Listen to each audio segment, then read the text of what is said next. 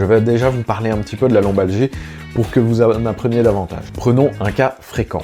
Il s'agit du travail de bureau. J'adore ce cas parce que à chaque fois, ce qui revient systématiquement, pourquoi est-ce que les employés du bureau ont mal au dos? À quoi pensez-vous? À la posture.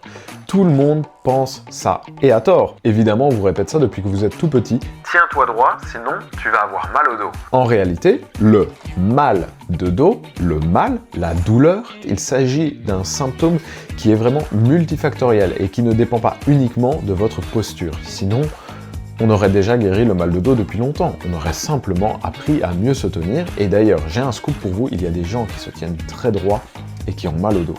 Oui, je sais, c'est terrifiant. Mais vous allez en apprendre davantage.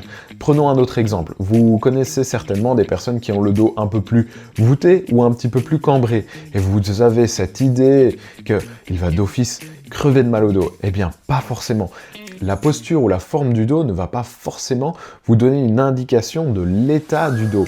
Et en fait, la douleur, donc comme je vous ai dit, elle est multifactorielle et elle dépend de plein d'autres facteurs, tels que la sédentarité, le manque de mouvement, les habitudes de vie, le stress également, le manque de sommeil, le tabagisme, l'hypertension. Tout ça est un gros package qui peut interférer sur la douleur. Et justement, vous voyez que ce n'est pas uniquement la posture qui est responsable de votre mal de dos. Il y a plein d'autres facteurs à prendre en compte.